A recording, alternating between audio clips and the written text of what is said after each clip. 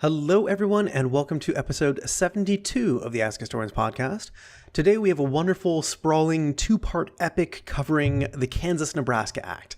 That's right, we took something that you typically cover in history class in about a paragraph, and we made it a two-parter. But our guest is wonderful, and he has a lot to say on the subject, and we're going to cover everything from with the Kansas-Nebraska Act, of course. But along the way, we'll look at the transcontinental railroad and proposed routes.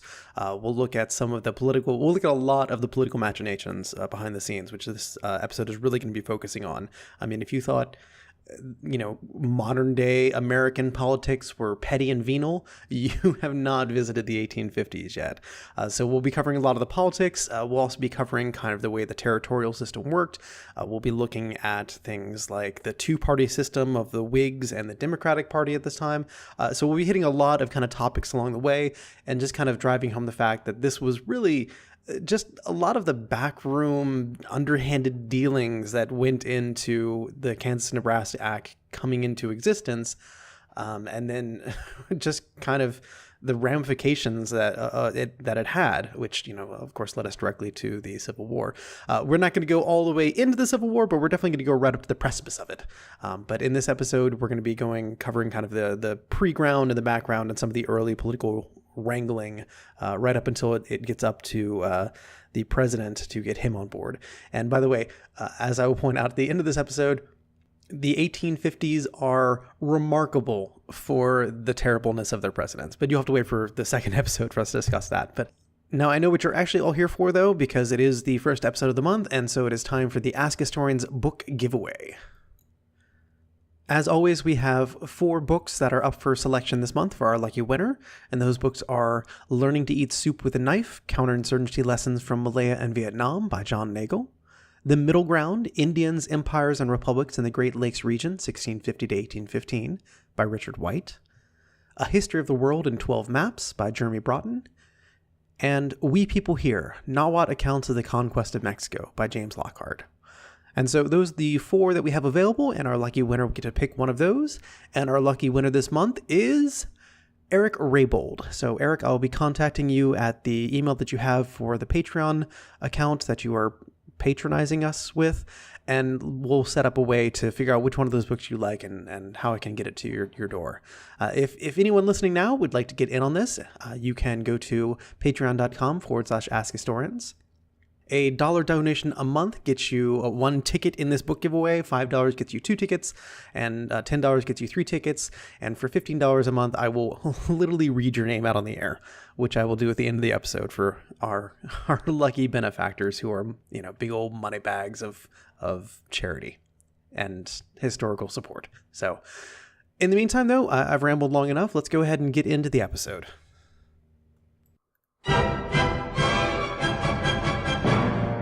Welcome to the Ask Historians podcast.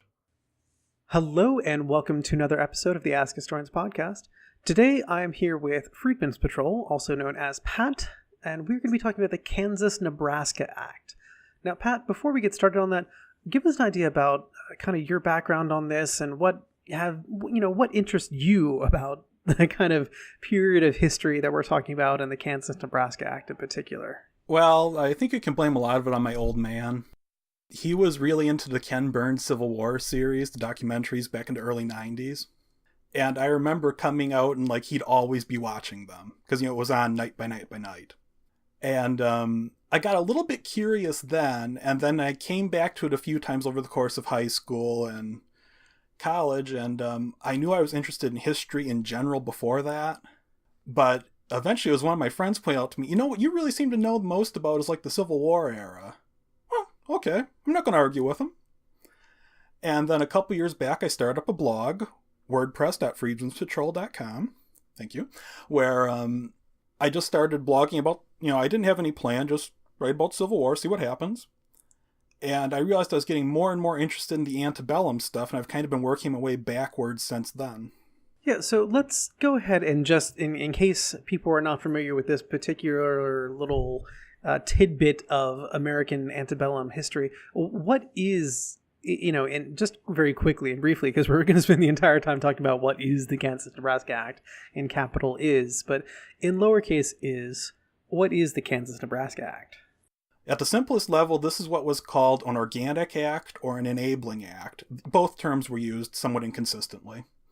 To organize the territory of Kansas and Nebraska, surprisingly enough.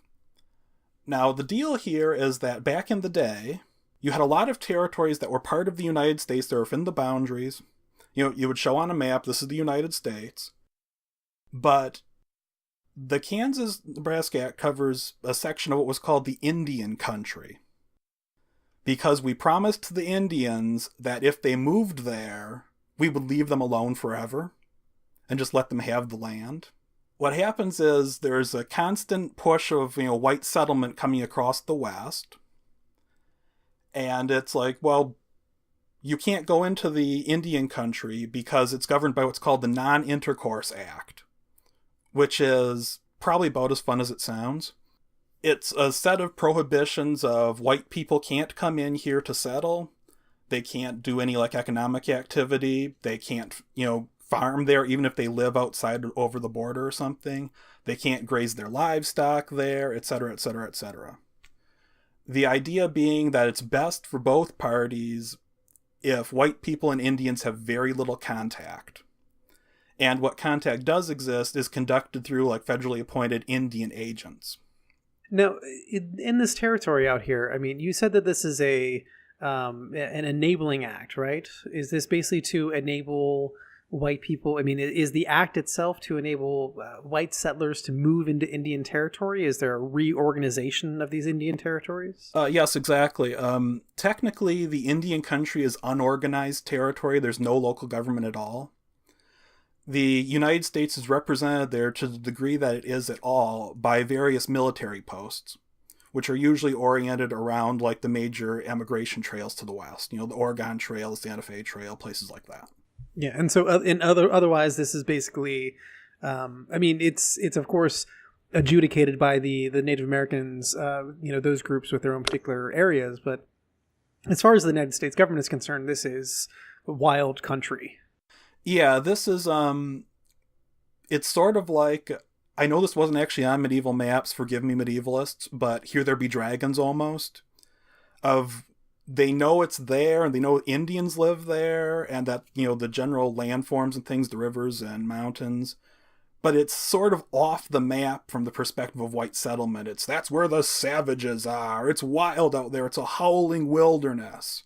You go, you'll get scalped. But, of course, we have kind of surrounding this area and kind of bordering this area, we have the encroachment of the United States when it comes down to it. This is... Yes. Yeah, this is, not too long after the Mexican-American War, which gave us Texas and, and everything in New Mexico and Arizona, all those areas that are now that area. But, and then kind of up to the northeast, we have, Illinois was a state. And we also had, I think, Missouri was the boundary there, really, right? Yeah, let me lay out the geography for you here.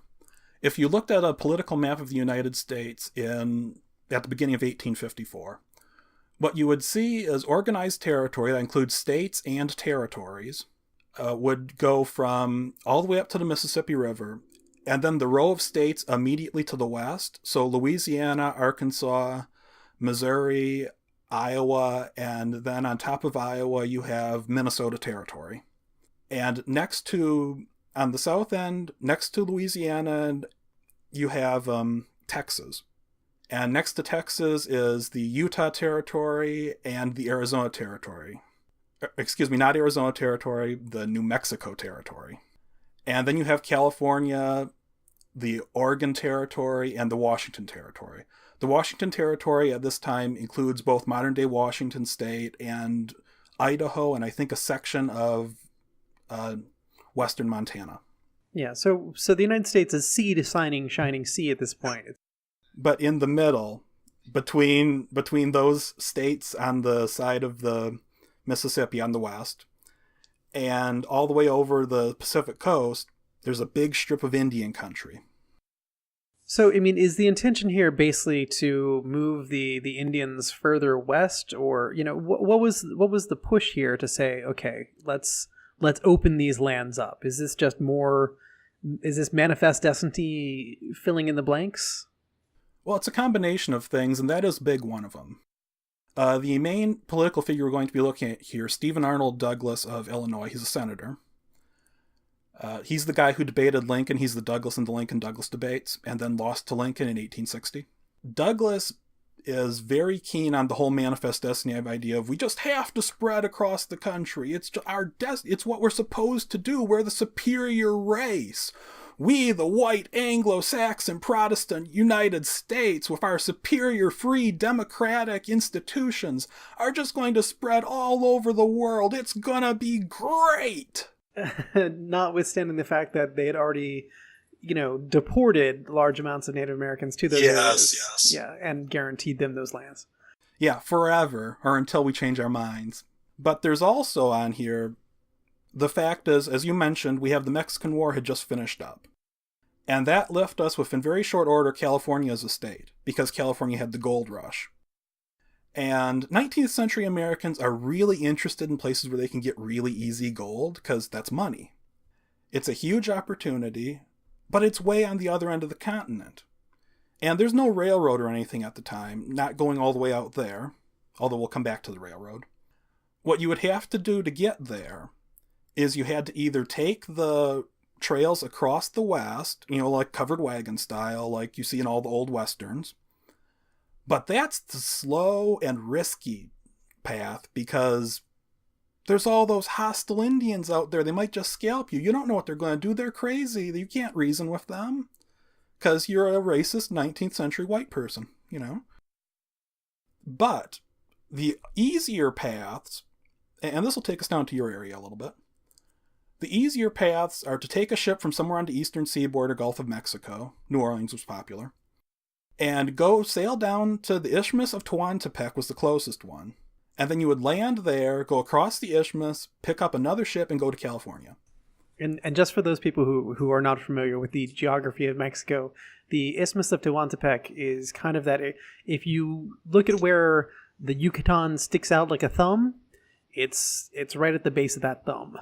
And there were lots of international agreements about, okay, we're going to build a railroad through here, maybe we'll build a canal, and all sorts of deals with the United States and Britain, and this, that, and the other thing. This is a big national security concern because, well, if we don't have a connection here, then what can we do with regard to keeping hold of the West Coast that we just fought a war over? Did James K. Polk start a war for nothing?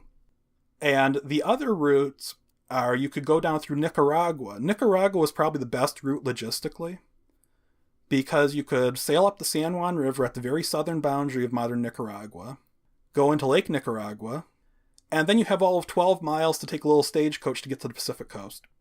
And there were a lot of American companies had built up some transportation infrastructure down there for facilitating that travel.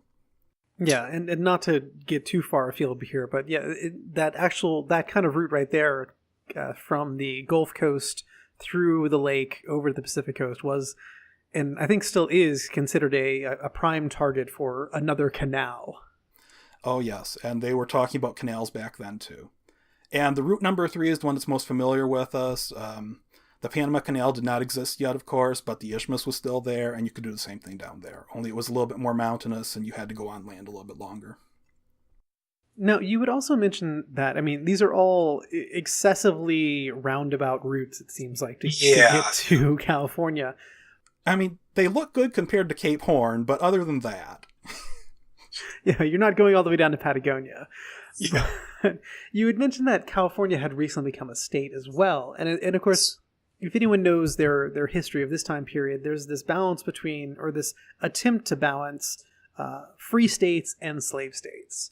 So, was there, with the advent of California, which I believe was a free state, correct? Yes, it was. Yeah. Was there a slave state counterbalance there? Well, that's the whole thing of the Compromise of 1850, which could easily be its own series of episodes. It's very complicated, involved. But the very short version of this is, we win the Mexican War, and all the Mexican concession, except for Texas, which is technically not part of it, but we kind of got in the Mexican War anyway, is under military government because it's just been taken. There's no civilian infrastructure here, not according to the American government anyway. But then the gold rush hits. It's like it literally happens while the peace treaty is being negotiated. That's the Treaty of Guadalupe Hidalgo, by the way. Suddenly, all these people are interested in going to California, and it has a huge population. And the standard was, at the time, if you got your population up to equal to or greater than the population of the least populous state then currently in the Union, you deserved statehood and you should get it. So what happens in California is they have all these people going around. It's more than the military government can really handle because it's not built to handle as many people. It's just an occupation force. And they basically say right off, okay, we're just going to organize a territorial government. We're going to write a constitution and we're going to send it off and say, hey, can we be a state? We're just going to do it all at once. Which is not how it normally goes, but, they were in a weird situation. And that would have broken the balance between the free and slave states and the Senate. The House, being based on population, is already gone to the north because it's just a more populous section. But the deal had been, sort of informally, that you would bring states in kind of 2 by 2 in rough parity to keep the balance in the Senate so the South wouldn't get worried about, we're getting outnumbered, the North might do something like outlaw slavery. And California as a free state breaks that balance. So there's a huge storm and stress about it, and the eventual settlement is, okay, we take California as a free state. Because the people there insisted, that's how they voted. The Utah territory, where the Mormons live, and the New Mexico territory, immediately below it, are going to have mumble, we don't quite say. But it's often reported as they get popular sovereignty, the local people get to decide, which is a concept we'll come back to. But when the bills come out before the Senate, and they ask Stephen Douglas, who's in charge of the Committee on the Territories and wrote the bills, the Organic Acts for New Mexico and Utah, they ask him directly, are you implementing popular sovereignty in these territories, Mr. Douglas? And he says, well, there was no consensus in the committee as to whether we had actually done that or not. And when they say, are you implementing popular sovereignty, what do they mean by that? Okay, what they mean here is we're talking about popular sovereignty in this context, because there are other important contexts in the 19th century. But in this context, it means that the people living in the territory will get to decide whether or not the territory will have slavery. Previous to this, there was sort of a norm that the Congress could specify whether or not a territory would have slavery. This goes all the way back to the Northwest Ordinance in the 1780s, which covered, they were actually called at the time the territories north and west of the Ohio River. That's your modern, it's sort of the upper Midwest now, but a lot of people view that as more like the Dakotas. It's where I live.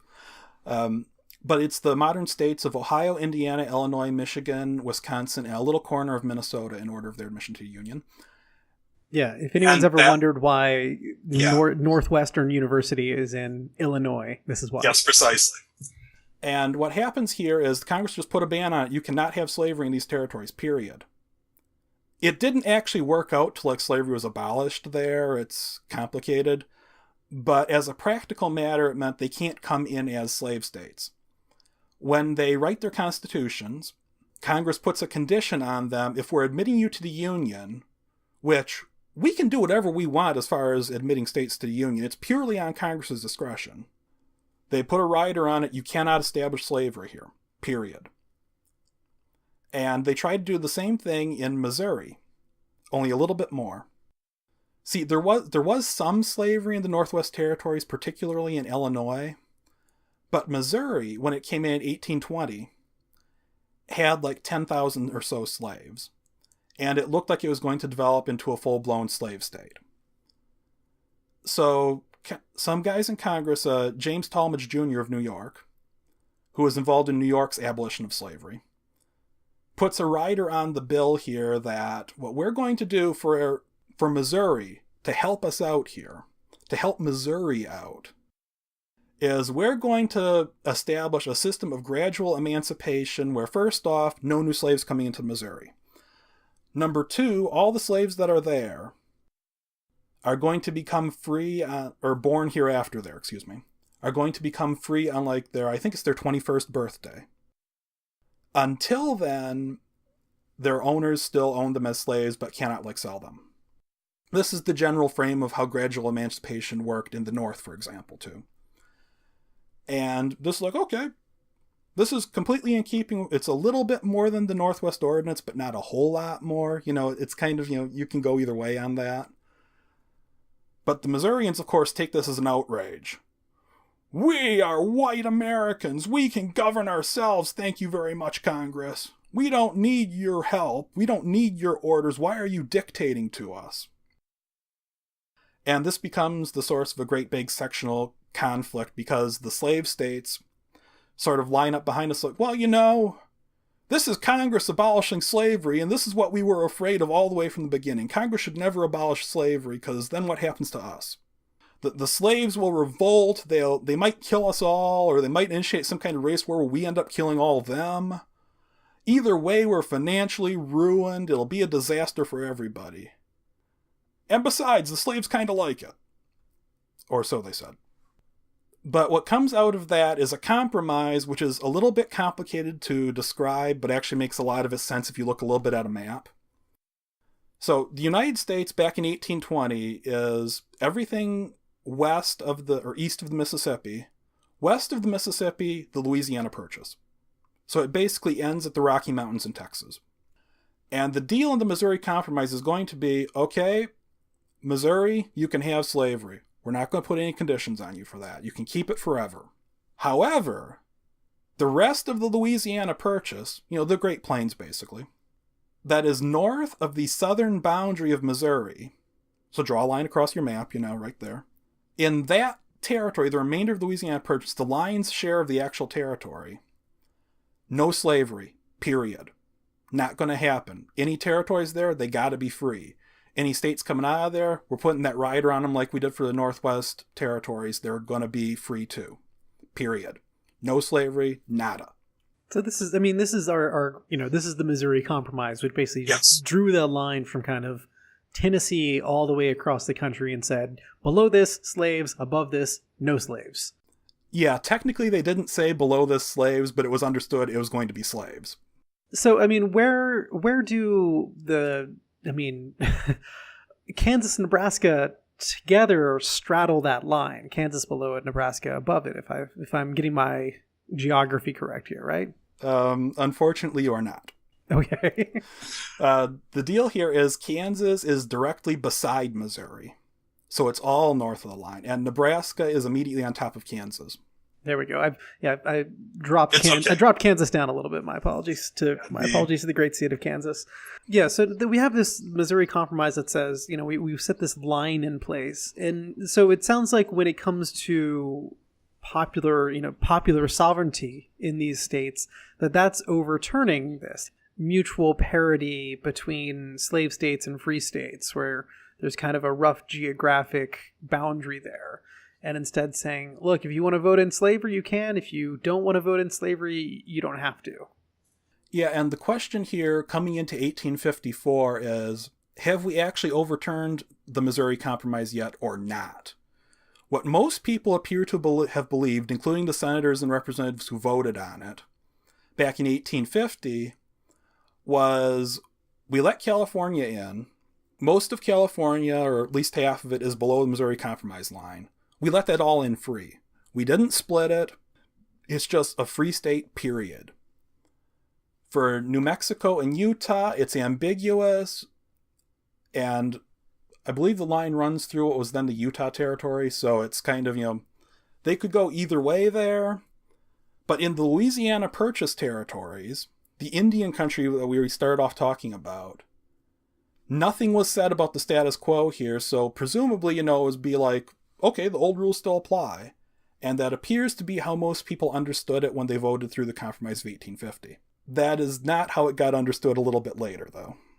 But what did Douglas think was going to happen? Did Douglas care? He was from Illinois, and I would guess that Douglas himself was an abolitionist, or if not an abolitionist, at least someone who was not pro-slavery. What was his motivation in saying, let's open up all these new territories?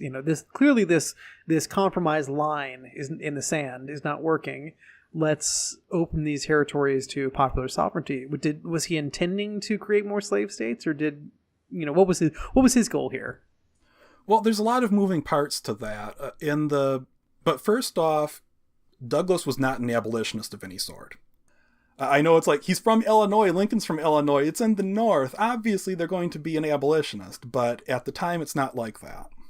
Douglas is a relatively normal antebellum Democrat. He's personally sort of indifferent to slavery. He has some investments in the South. He married a Southern woman, and as part of marrying her, he got as like a dowry an interest in a plantation down there run by where the slaves were enslaved and growing cotton. But so he has his personal connections are very mixed. He himself was born in Vermont, which was technically the very first jurisdiction in the future United States to ban slavery, because they did in their original constitution 1777. But he moved out to Illinois. Illinois here it nearly became a slave state, despite the whole Northwest Ordinance thing. What happened is shortly after it got statehood, there was a movement, okay, we're going to revise our constitution and vote slavery in now because we're no longer covered by the territorial rules. We can do what we want. We're a sovereign state, right? It was just narrowly defeated, and they did end up with a quote-unquote apprenticeship system, where it just happened that all black people were apprentices to white people and had to work for them and do what they said. And does this not sound a lot like slavery? And that lasted into 1840s. So it's a really mixed state as far as slavery sentiment goes. The first great white abolitionist martyr was a guy named Elijah Lovejoy. He was a newspaper editor. He'd been publishing an anti-slavery paper in Missouri, and he got run out of there. He crossed the river to Alton, Illinois, and basically picked up his paper again, started doing the same thing. And the good people of Alton, I think with some help of people who came across the river from Missouri, eventually stormed his printing press, his office, and they went and basically shot him dead and destroyed his press.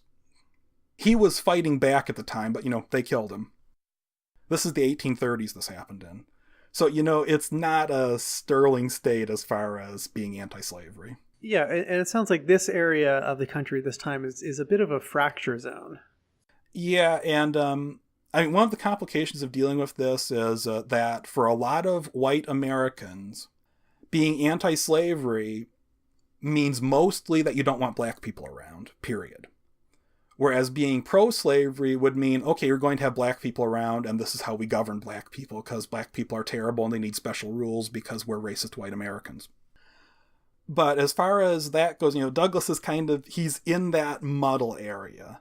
His personal expectations, he thinks, like a lot of people sort of in the middle of this situation did all through the antebellum, that we don't need to fix this problem because the climate and soil will fix it for us. In the debates over what to do over the Mexican Cession, Daniel Webster called the question of putting slavery out there or not crazy because it was an imaginary Negro in an impossible place. No one would ever bring slaves there. So the theory is we can just repeal all the laws and it doesn't matter because it'll just work out. Everything will be fine as long as we do nothing. It's the invisible hand of the popular sovereignty. Yeah. As far as other concerns, though, going beyond his personal connections, the issue here is that we're looking at the Democratic Party has seen some strains. The crisis over the Mexican Cession that was ended by the Compromise of 1850, no one was super happy with the compromise. Everybody felt like they'd lost more than they gained. Each individual measure was highly popular only with one section. So where's the real compromise here? And as a result of that, there was a lot of strain in the national parties, which competed in both sections. Both of them were quite competitive. And we're talking about the Democrats and Whigs here, not the Republicans yet. And Douglas feels like, well, we've had some rough years here. What we need is to revitalize the Democratic Party. And we need to do that by taking slavery off the menu as far as national issues go, because there will never be any agreement between the two sections on slavery. Yeah, actually, before we get a little too much into that, could you just, because I think at this point, the Democratic Party has been around, for a while. And even though it's something that has changed and permutated over the years, I think most people at this point, they may not be familiar with the Whig Party, because, as you mentioned, this is pre-Republican Party. So could you just kind of give us like a elevator pitch for the Whigs and the Democratic Party at this time? Where are their bases of power? What are their major issues? Okay, the thing here is that both parties are competitive in both sections. So they are true national institutions. But as far as the Whigs go, there is a slightly more northern bias. They do a little bit better in the north than they usually do in the south, with the notable exceptions of Georgia, Louisiana, and a couple states in the very northern fringe of the south. And they are basically a party of, whatever I say is going to oversimplify, so I apologize to 19th century political people here, but the Whigs are kind of a middle-class reformist party who believe in kind of an open-ended definition of America where America can improve. Improvement is one of their big slogans. You can improve personally, we can improve the nation, we can have moral improvement. They're very closely connected with the 18th century reform movements, including the anti-slavery movement, but also temperance and the Sabbatarians who want to close businesses on Sundays, and various groups like that. So they've got some of that good old-fashioned puritanical streak to them. Yeah, they are not very cosmopolitan in their outlook.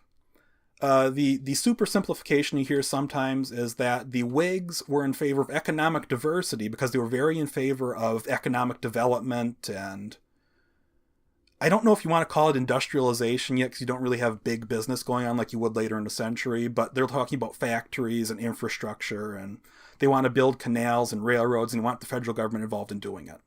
And they want a protective tariff. Their big thing, is we can get better.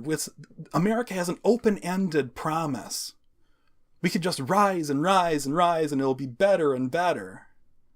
As far as the Democrats go, you have sort of the opposite of this. I mean, it's not a complete flip side, but their power centers lean much more into the South.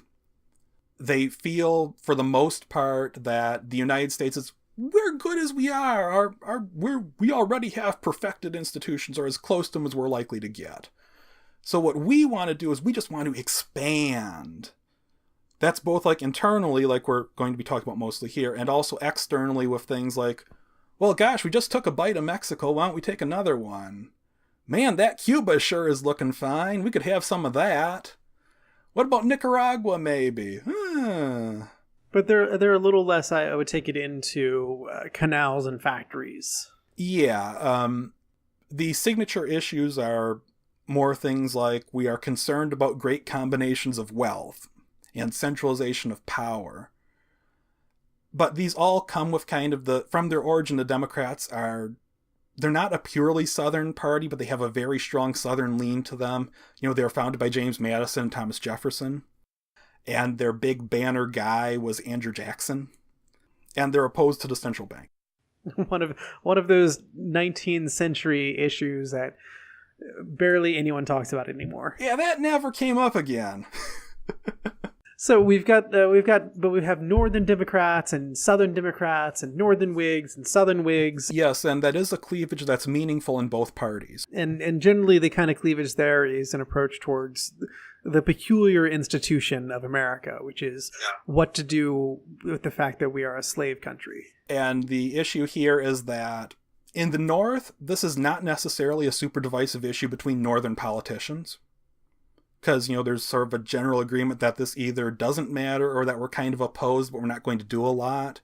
Because who knows what'll happen if we open that box? Well, we know because we know what happened in the 1860s, but, they didn't know. Down south, the issue is more that, we have two parties here, but what does that mean for slavery? Which of these parties is better for slavery? Which of these can we depend on to protect slavery against anything that might worry us coming out of Washington or out of the North? And what happens over the course of the early 1850s is that the Democrats delivered the Compromise of 1850. With things like the Fugitive Slave Act, which was very draconian to the North, and it appeared that in the South, it looks like the Democrats are the winners here. they really showed what for on the whole slavery thing. They are probably our guys. This doesn't mean that the Southern Whigs just quit, but the compromise measures had come up as a Whig initiative from Henry Clay, the founder of the party. And what actually got passed was written and pushed through by Stephen Douglas. Our Stephen Douglas, the Democrat, yeah. So let's bring this back around to our creeping towards the Kansas-Nebraska Act here. So it sounds like, was Douglas really trying to, I guess, because it doesn't seem like he's very kind of personally invested in the expansion of slavery. It seems more like he's more politically invested in growing his party and also kind of manifest destiny through, reorganizing this Indian territory. I guess building a railroad. Yes, the railroad's a big thing, because the railroad is the alternative to those circuitous paths that put national security at risk. The British could cut us off. We could go to Mexico and be cut off. And, so it sounds like he has his own view here, and he's kind of agnostic, at least a little bit, on the fact of, will slavery expand? Will it not? He's like, whatever happens. Climate of the territories, et cetera, et cetera, et cetera. Let's organize some territories and build a damn railroad. Yes.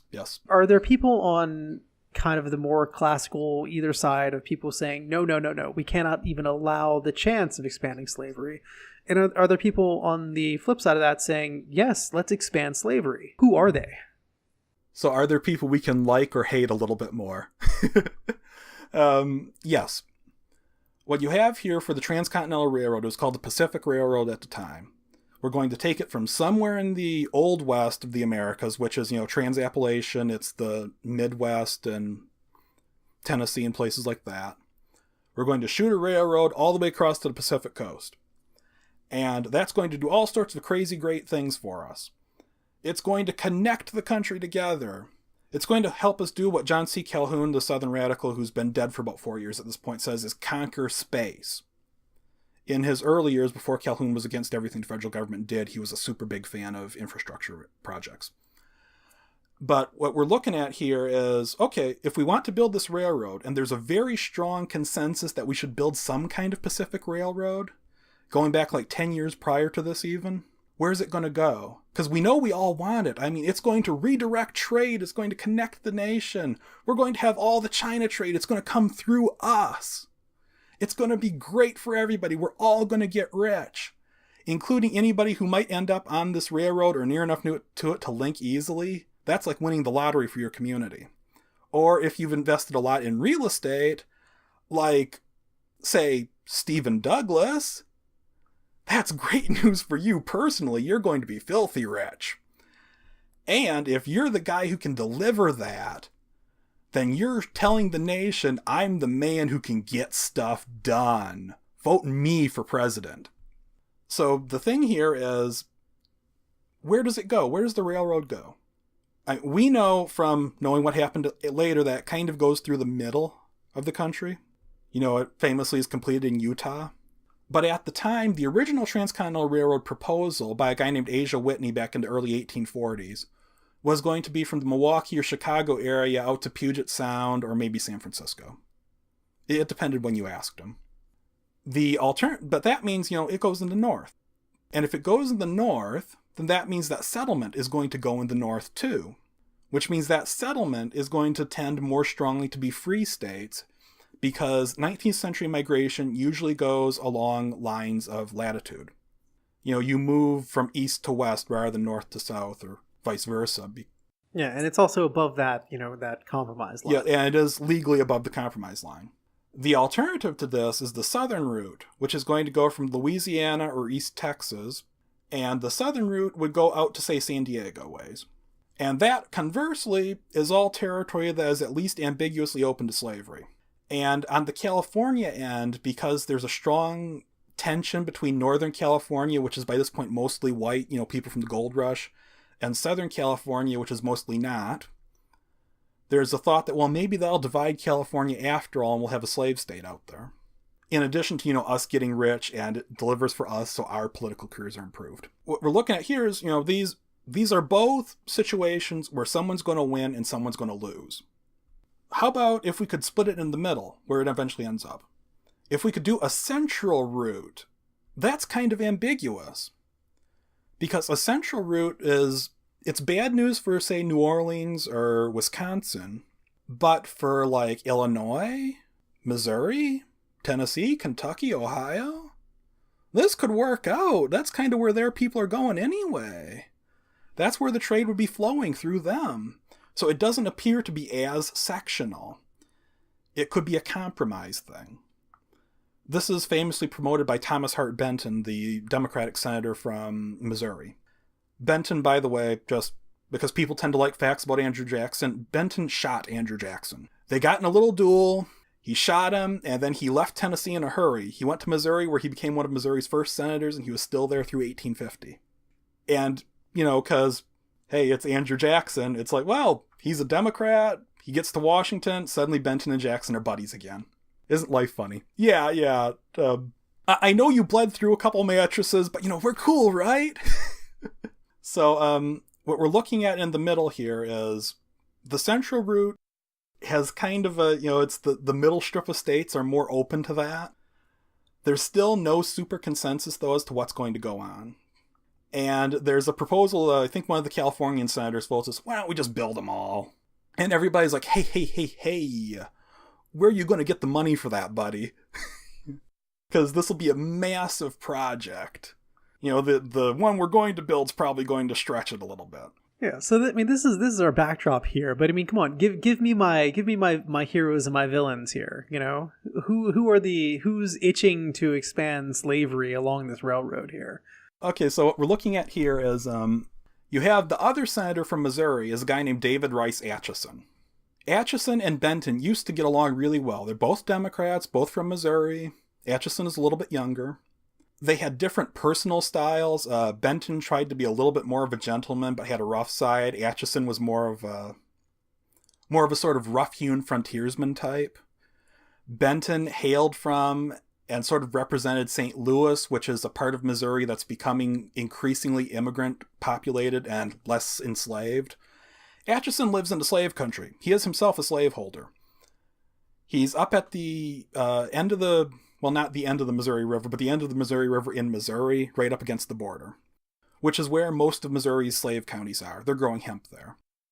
Atchison and his constituents are extremely concerned because if Kansas comes in as a free state, that means they have a free state right next to them where the slaves can run to. And they believe it will be settled by abolitionists who will come over and they will convince the slaves, hey, let me talk to you here. Okay, Mr. Slave, Mrs. Slave, what you need to understand is slavery is really super bad for you. And if you would happen to just, run over across the border here, we will hide you and protect you and you'll be able to be free. You won't even have to worry about your children and loved ones being sold away from you anymore. You won't have to worry about the whip. You won't have to worry about sexual violence. It'll be great. I realize you've never thought of this before, but, hey, it'll be wonderful. This is the actual thing, they will entice slaves to run away. As opposed to slaves just being kind of up and running away themselves. Yeah. I mean, there is a certain logic to saying, if you have slave country right on the border, literally kind of across the river from a free country, then, there's kind of a greater incentive for those slaves and greater opportunity for those slaves to just kind of up and run off. I mean, that was always the threat of being sold, downriver into the deep south. It's that, if you get sold from like northern Virginia to southern Georgia, your opportunities for, escaping slavery have just seriously been minimized.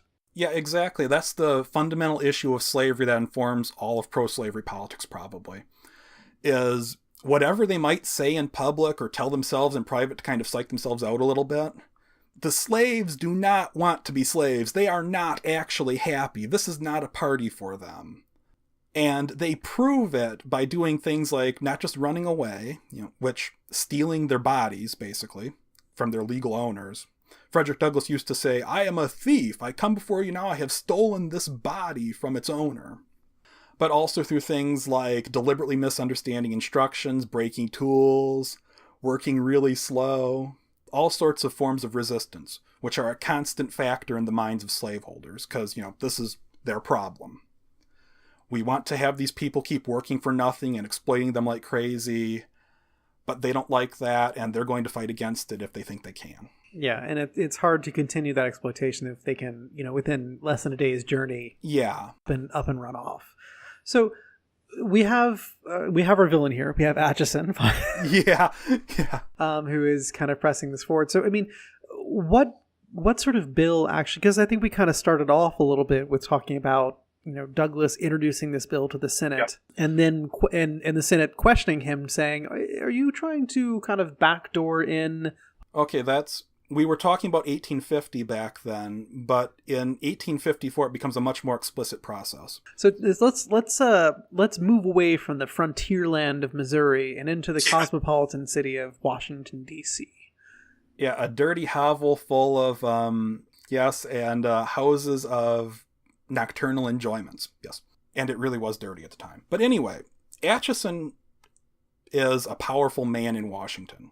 Atchison is the president pro tem of the Senate. He's the third most powerful man in the country, possibly the second.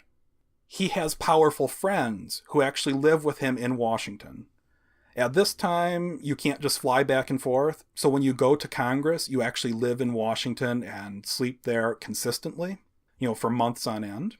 So what they do is a lot of them, especially if they're not like independently wealthy members of Congress, will get together and they will like basically rent out a boarding house, or one of them will buy a boarding house and they will all live together. And Atchison lives in these were called messes. Atchison lives on one on F Street, so therefore the F Street mess. Atchison's housemates include RMT Hunter, that's Robert Hunter from Virginia. Included in the F Street mess there's Atchison himself, there's Hunter from Virginia, and I believe the other senator from Virginia is there too. I'm blanking on his name right now. And also you have a fellow named Butler from South Carolina. These are all senior influential Democratic senators, but from the slave states, yes. And between them, they control a lot of what goes on in the Senate, not because they have a voting majority just by themselves, but because they are the guys who are in charge of committee assignments. They have a lot of sway over others, and they all live together, sort of like constantly caucusing together about, hey, can you help me with this? Oh yeah, sure, if you help me with this, yeah, okay, we can do that. So Douglas gets together, he wants to organize the territory to the west of Missouri and Iowa. Initially, it's just this territory. And at the very tail end of the Congress, before the one we're going to be spending most of our time talking about, a bill comes out of the House to organize the territory of Nebraska, it's called. Nebraska is going to be the whole strip of land between the northern border of Iowa and the southern border of Missouri, all the way to the Rockies. And this is going to be a super simple thing. It's just, we're just organizing it. We're not saying anything about slavery at all. It's introduced into the Senate by a fellow named Augustus Caesar Dodge. One of those wonderful 19th century names, yeah. And it gets up to the Senate. It's already passed the House. It's the very tail end of the session, though. The Congress is about to run out.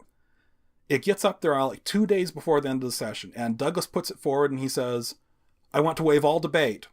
I don't even want to talk about this right now. Just give me a vote on this. Vote for it for me. I will answer your questions afterwards.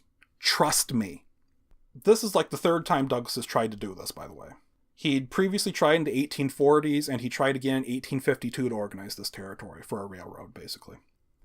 Because you need to have the territory organized to handle the land sales and manage the settlement along the railroad route. So the process is organize into territory, get a railroad, and then presumably state afterwards. Yeah, that's how it works.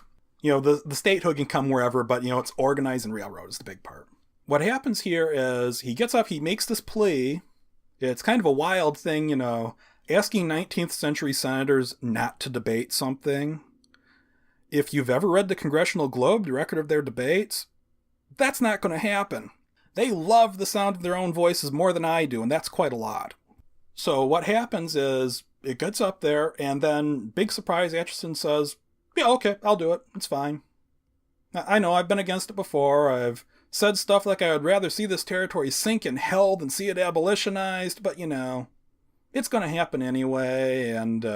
Because presumably, at this point, this purported Nebraska territory would come in as something that would be kind of legally, due to this compromise, a free state. Yeah, he's expecting that it would become a free state. He just feels that the Missouri Compromise, which covers it, that's probably never going to be repealed. It's just stuck there.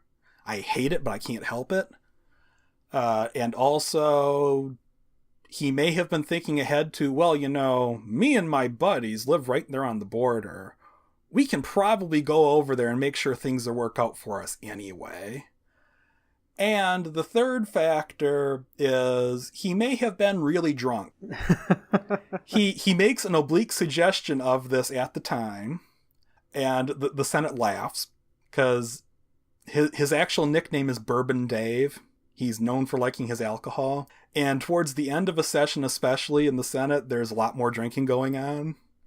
So, you pick whichever one of those reasons you like the most. Or 19th century politics. So does this bill get passed? Unfortunately, no. They do have a little bit of discussion about it, but the Congress runs out. Now, the Congress runs out in May of 1854, very early May. Congress gets back together again in the start of December. This is how it worked at the time. You would elect people in November-ish, and then they would not meet until the following December. It made sense to them. I have never understood it myself. But it gets together here, and Dodge immediately comes out, okay, here's the bill again. Let's do this. We were all agreed before. What's the problem? Well, the problem is actually that Atchison went back home and he got an earful. It turned out that his slaveholding constituents, his neighbors, who were going to be right next to this free territory, they were still not very happy with this. They hadn't changed their minds like he had, and they didn't take it as philosophically as he had. Additionally, Atchison is now looking at he's going to be running for senator again in 55. This is very early, or very late 53 right now, excuse me. But he's looking forward to, I have a problem because I have Thomas Hart Benton on my butt now. Because Atchison had arranged, basically maneuvered to the point where Benton was forced out of the Senate. The Senate at this time is elected by state legislatures. They just vote on it. There's no popular election. So what happened is Benton appeared to be soft on slavery to Atchison. And Atchison got together with his Democrats versus Benton's Democrats. And Atchison's Democrats got together with the Missouri Whigs, who together had a majority to elect someone else instead of Thomas Hart Benton. Benton wanted revenge. He'd come back to Washington in a House seat representing the St. Louis area. And he was looking forward to, we're going to be having a face-off when Atchison comes up for re-election, because Benton doesn't just want his Senate seat back, he wants Atchison's head. Benton is complaining on the grounds of, look at this Atchison guy. He's so obsessed with slavery, he's so wild about slavery, that he's going to stand in the way of good Missouri white people going out and settling the Nebraska territory. He wants to hem you into this state forever so you can never get ahead. All for slavery. Now, Benton's position on slavery is basically don't say anything. He is not an anti-slavery activist. He has a vague hope that immigration will eventually work slavery out of Missouri. That's about as far as it goes. Atchison, however, has a long record as a pro-slavery radical. So he's campaigning against Atchison on this grounds. And, it's like, this is going to screw everything up. He's just making a mess of it all. And Atchison is like, ooh, I'm in trouble. I might actually lose this thing to Benton. He's an experienced guy. He's got a good argument against me. And what he's saying is actually true. Atchison really is blocking the organization of the territory over slavery. So Atchison wants the territorial issue to go away. Now, at the same time as this is going on, this election campaign getting started, Douglas himself is in a little bit of trouble. Before the election of Franklin Pierce in 1852, Douglas was the darling of the Democratic Party. He was it was assumed that he was going to be president either very soon or maybe a cycle or two down the line. He came out of 1850 as the party leader. He was the dude. But Franklin Pierce gets into office, and he shuts Douglas out of the patronage, which every civil service job in the country at the time that was a federal job was appointed by the president. And they were appointed since Andrew Jackson based explicitly on political favors. And what would happen is you would dole out patronage to support the people you wanted in control at the state and local level. And then in turn, they would support you. It would go both ways. Super ridiculously corrupt, but also, completely out in the open about it. We know what's going on here. There's no deception. And Pierce has James Gadsden, of the Gadsden Purchase fame, down in Mexico. He's negotiating the buying of some land, which is the territory where they expect that would be the best place to put through a Southern Pacific Railroad. So suddenly Douglas doesn't just really want this, he's feeling a little bit of a pinch too. So what they get to here is we need to get this thing done. We need to organize this territory or we're all losers. It's a situation where both men very much need each other. Yeah, it does seem like there's sort of all three men's interest, Benton, Atchison, and Douglas. It seems like all of their interests are combining, at least in the end result of let's organize the Nebraska territory. Yeah. Because in that sense, Douglas gets his railroad. Benton gets to say that he has opened up new territory to the nice people of Missouri, and he figures that slavery won't be an issue. And Atchison himself gets to say, we'll open this up, and slavery will be an issue. It looks like Benton's thinking that slavery won't expand westward from Missouri, and Atchison is assuming it will. But that all comes down to this issue of popular sovereignty for the territory. Yeah. So what's going to happen here is Atchison and Douglas need each other. Benton is not involved in the negotiations because he and Atchison hate each other and he's just in the house. He's a nobody now. He's a has-been as far as they're concerned. But the senators are the important ones because, you need the Senate. And the thought here is, well, Atchison understands that this is trouble for Douglas because the Missouri Compromise has been around for 30 years. It's part of the accepted way of doing things. It might not have been true that all that territory was just open for northern whites to go in and do whatever they wanted with. But the assumption was built into the cake that, well, when it is open, it's for us. It's for the North. It's our future out there. In an environment where everyone has a mentality of grow or die. If we're not growing, we're stagnating. We've had 30 years of this is promised to us. This is our land. Atchison knows this is a problem for Douglas. If he just throws it open to slavery completely blatantly and above board, no deception, no sugarcoating it, just it's done, then that means that Douglas is going to have a lot of political trouble because he's selling the futures of northern white people away to the South. So what Atchison is willing to do is cut a deal. He says, you know what, why don't we just revise this bill a little bit and, give me something here, Stephen. So Douglas takes Dodge's bill into his committee on the territories. He's the chairman of it. And Douglas says, well, okay, we'll just work this over a little bit. And this is the second version of the Kansas-Nebraska Act coming up here. There are 4. It just says that, well, when we organize these territories and they come in as states, just whatever, we'll take whatever they vote on. This is popular sovereignty. The people get to vote. It's what Democrats are all about. The people decide. The people are sovereign. When Andrew Jackson was inaugurated, he bowed to the people. This is who they are.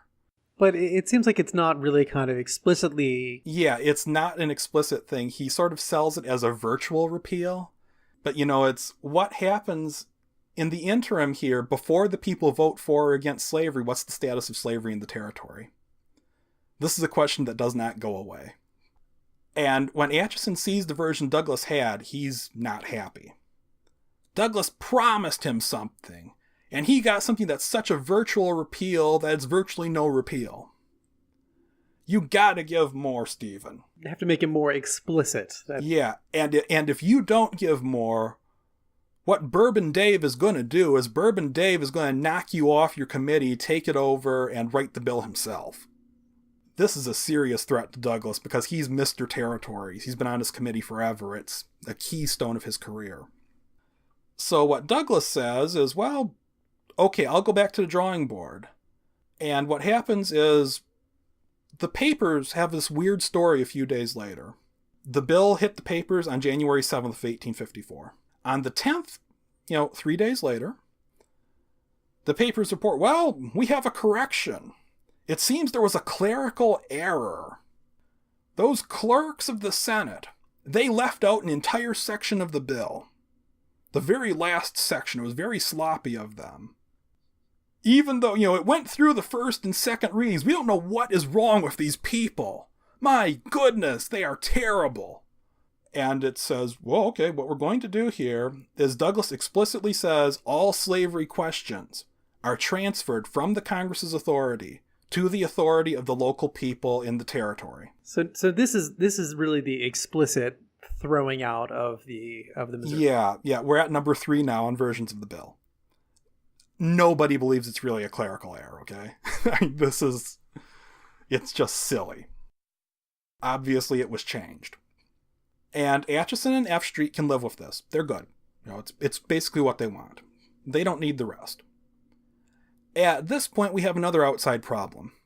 Just like Benton was pushing on Atchison, we now have a Whig gets involved. This is Archibald Dixon from Kentucky. Now, he's not a Democrat like all these other people. He has no, reason to keep everything private and do it quietly. Dixon is a representative of a party that's not doing too well in the South. And he feels like one of the ways he can revitalize this is he needs to prove that Whigs can be safe for slavery. On January 15th, he paces about his room and he dictates an amendment to the bill to his wife. Now, the Dixon Amendment is really radical stuff. It's not just an explicit repeal of the Missouri Compromise. It doesn't cover just the territories in question, the territory of Nebraska, which is, still just from Iowa to the bottom of Missouri. Top of Iowa, bottom of Missouri. It's worded a little bit ambiguously, but by the strict literal reading of it, he's repealing the Missouri Compromise everywhere. The whole Louisiana Purchase. And he's worded it so broadly that it may even apply to the Oregon and Washington territories.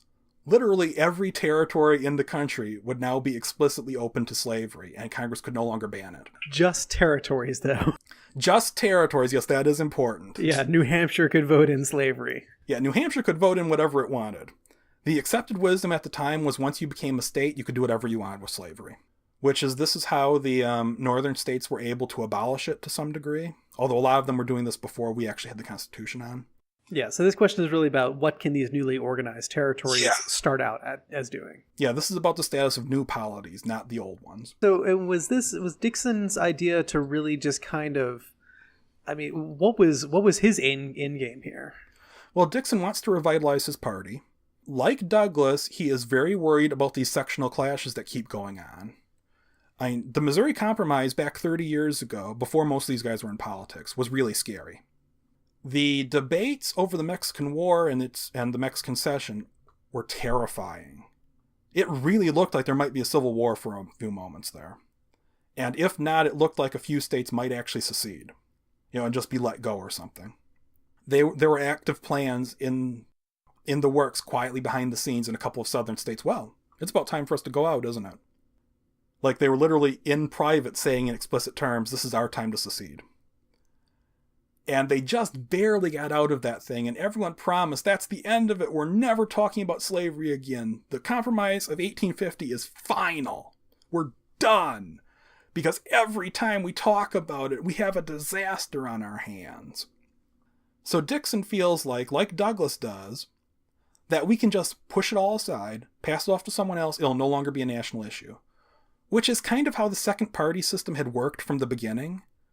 There was a strong sense that focusing on issues like the tariff and the bank, the second party system is, by the way, the one that developed around reaction to Andrew Jackson. So the Democrats and the Whigs. If we focus on these issues that have broad but sort of evenly divided or divided enough appeal in both sections, then they serve as a way to contain anti-slavery. And we're just going to work it out so this never comes up. And the anti-slavery politicians are still inside the system. They don't have a reason to blow it up, but they're continually frustrated on anti-slavery grounds. There's a little bit of Lucy with the football here, but it's sort of let's not talk about this. Yeah, let's agree to never talk about this again. We've all had those experiences. So this puts Douglas and F Street both in a bind, because Dixon has come out more for slavery than F Street is. And Douglas still needs F Street.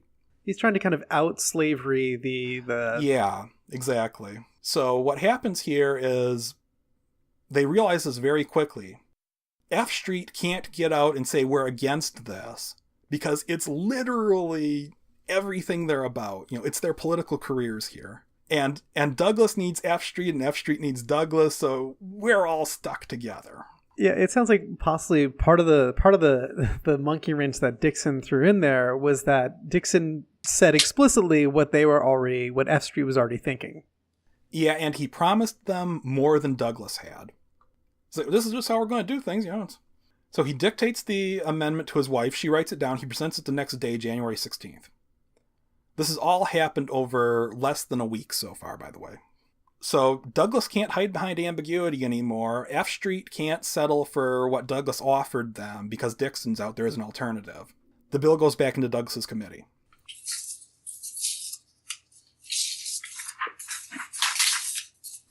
Douglas comes up and he visits Dixon. Because, they all live in Washington. They're all quite close together. And he's like, can we do something? The story we have here from Dixon's wife, who wrote a memoir of this decades later. Unfortunately, what personal records she had appeared to have gone up in smoke in a fire. So she's mostly working from her memory, and we can't verify as much as we might like. But it's a good story, so I'll tell it. Douglas comes over with his carriage. He gets Dixon. Let's ride around town, have a talk. They ride around Washington, and they go back and forth on this. What are we going to do here? What's going to happen? What's the deal? You got to give me something. And Dixon's like, nope, I'm not budging, dude. This is what we got to do. If you're going to come out against this, you're just going to have to go on record as against this, and we're going to have to rumble here. Douglas says, well, I guess I probably can't afford that fight, and I don't really want that fight. And the climate and terrain and everything's probably going to fix it for me anyway, and even if it doesn't, well, I'll probably reach off railroad money in the end, so, okay. And exactly. He's going to make a boatload of money and get his railroad built anyway. Yeah, Douglas has big real estate investments in Illinois and areas that are prime railroad terrain. This used to be debated, actually. There used to be debate over, did Douglas really care that much about the railroad? But in the 50s, a historian found a letter where he actually said, yes, I am very concerned about the railroad. So now we know. And Douglas says, well, okay, I guess we got to go do something. And he says, and I quote, it'll raise a hell of a storm. But what's got to be done's got to be done, right? So Douglas gets together with John C. Breckinridge, a Democrat from Kentucky, the fellow senator of Dixon, and they go and approach a fellow named Philip Phillips. Phillips is a Democrat. He's from Mobile. He has a fairly moderate record on these things, but he had privately expressed his worries about where the Douglas bill was going himself. He felt like the South was not getting enough security out of it. So what we need to do here is we need to say, well, okay, we need to do a revision. Douglas and Breckinridge get together and say, Phillips, you're a Democrat. We can kind of trust you. What we want you to do is write something up, put it through the guys on F Street, and if they're cool with it, then we'll put it into the bill and we'll try to use that. We'll try to get Dixon on board then. So Phillips goes in to the back of the patent office, which I think is still the patent office building in Washington today, on Saturday. The meeting with Dixon was on Wednesday. On Saturday, they put their heads together and they work out a language that is acceptable to F Street, and Douglas and Breckinridge asked Phillips to make it as moderate as he could, but still, do the job. What does moderate mean in this context? Well, what moderate means in this context is that there's a rider in the slavery language on the bill that says this bill renders the Missouri Compromise inoperative and void. It's over. It's done. It's like it never happened. But it does not repeal any previous legislation for or against slavery. What this means is we have a concession prize. Minnesota is still a territory at the time. So under Dixon's bill, its slavery ban would have been overthrown. That would have been the end of it. Now, Minnesota is a composite territory, historically speaking. A corner of it is from the Northwest Ordinance, and the rest of it is from the Louisiana Purchase. They're basically separated by the Mississippi River. But what had happened in its organizational history is it was organized out of the Wisconsin Territory. So that Northwest Ordinance slavery ban from the 1780s, which was repeated in the Wisconsin Act way back in the day, got repeated into Minnesota. This is incidentally the legal structure under which Dred Scott will be suing for his freedom. That case is actually already in the courts by this point, but it's not national yet. So what happens here is the Missouri Compromise ban is still done. Oh, and by the way, we're moving the border all the way up to Canada for Nebraska now. This is something Dixon did originally. So we are now talking about almost all of the Indian country left to the nation is going to be covered by this. It's basically everything north of kind of what is now Oklahoma. Yeah, everything north of Oklahoma and over to the Rockies. The feeling here is, okay, we've got that, but we're not actually imposing slavery in an area where there's people. As far as white settlement goes, white people are the ones that count, because 19th century. Okay, we're writing out the Missouri Compromise. That's done. But that still leaves a slavery ban for Minnesota from the Northwest Ordinance. So we're not actually imposing slavery on a polity that matters to us. We're only imposing it in the future in places where it doesn't already exist. Sort of. I mean, functionally it's imposing it, but practically it's a little bit more ambiguous, and it depends how they want to sell it to the voters. And at the same time, we're going to split the territory. We're going to have 2 territories here. Now, all through this, it's actually been the Nebraska Act. And it is actually, even in its final title, is an act to organize the territories of Nebraska and Kansas. It becomes the Kansas-Nebraska Act because of all the history that happens in Kansas afterwards, which is much more conspicuous than a relatively orderly and not very controversial territorial government in Nebraska. So the deal here, okay, we've got it. We've got something. We're going to split it. And briefly, there's a rumor going around Washington that they're actually going to push the boundary down and get all the way to Texas, too, so it'd be modern Oklahoma. And we'll do the whole thing at once. It'll all be done. But what actually happens is the southern boundary gets nudged up a little bit from the border of Missouri because that would have cut the Cherokee reservation in half. And the Cherokee are a special concern of Sam Houston, the senator from Texas, and, also Mr. Texas. Because Sam Houston actually has personal connections to the Cherokee. He was an Indian agent with them for a while. He apparently got along with them fairly well. And I believe he even had a Cherokee wife.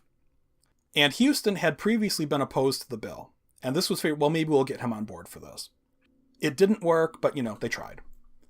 So when you have 2 territories, though, you have Kansas on the bottom, Nebraska on top. The split is right at the modern border between them.